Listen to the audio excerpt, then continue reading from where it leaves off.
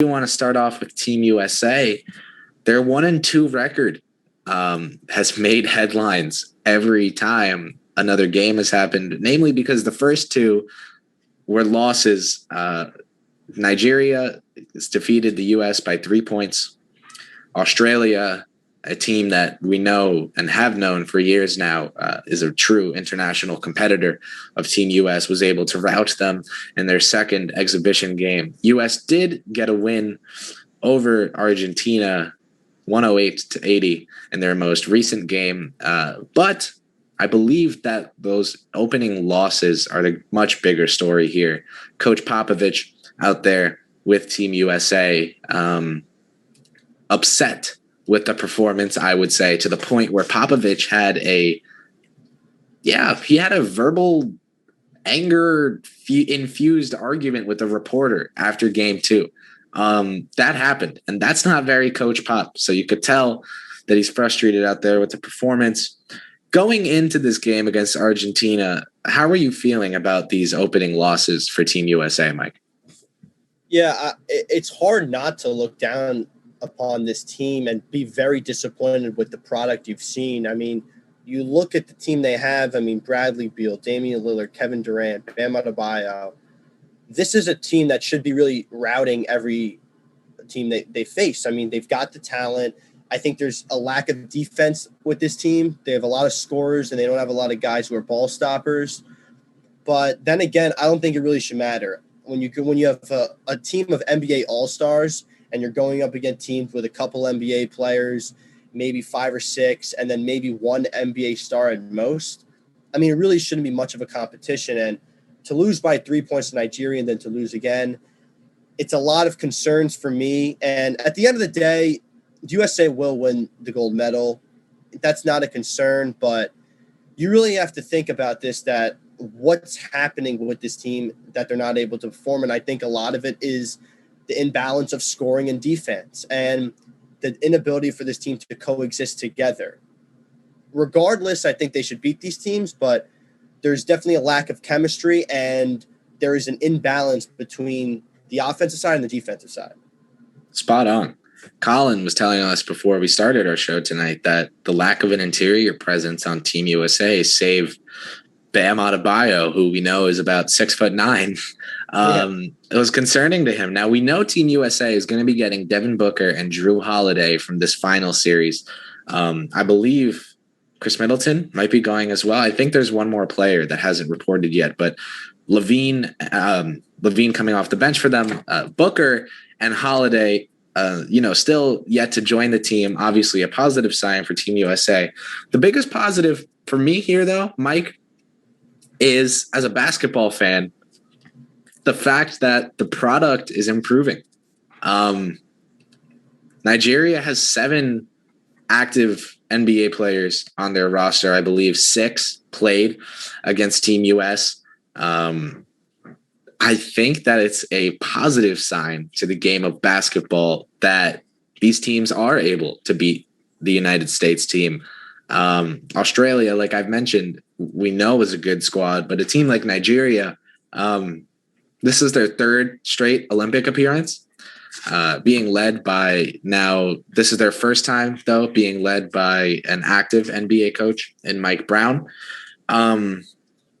This is impressive stuff to me, and I don't see it as just a negative for Team US, but also as a positive for the sport of basketball, the game worldwide. And, Argentina has Luca Vildoza, who we know will be joining the Knicks, Facu Campazzo, Denver Nugget, Luis Scola, 41-year-old, still chugging, former NBA player, put up 15 and 6, I believe, on the USA at the age of 41. Quite impressive, Mr. Scola. However, my point remains that these countries that we do not see as basketball powerhouses, like Nigeria and Argentina, have more than one player on them each that are really good and can contribute clearly enough to beat a team like Team USA.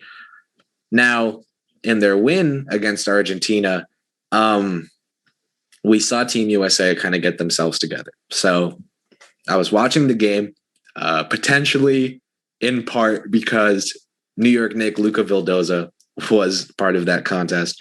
I gotta say, man, Damian Lillard, Bradley Beal, Kevin Durant, even Zach LaVine, when he got in the game off the bench, were really impressive to start that game. I believe they opened with a 28-12 lead due to just a barrage of 3-pointers. Greg Popovich has said that, he was upset with the effort in games 1 and 2. He was happy with the effort in game 3. Knicks coach Tom Thibodeau always says you have to play a full 48-minute game. Popovich made the point that, up until this third game against Argentina, he hadn't liked their effort through the fourth quarter at all. I agree with you that this team is in a position to come away with the gold medal and is in a great spot in terms of looking around at their roster in comparison to those of the competition. However, the fact that they're not winning these exhibition games easy peasy is actually a positive sign to me, because this just might be the kick in the butt Team US needed to really have a dominant performance this summer. And like I said, it shows that the game is improving worldwide. So I'm happy there. Yeah, I definitely agree. And especially about it's growing. I mean, even look at the MVPs we've had the past 3 years.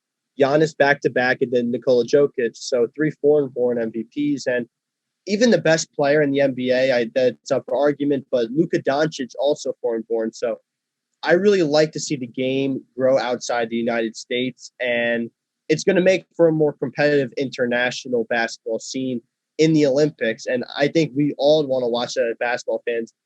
I don't think anyone really has fun watching USA dominate. And if you have competitive games, that's always a more entertaining basketball experience.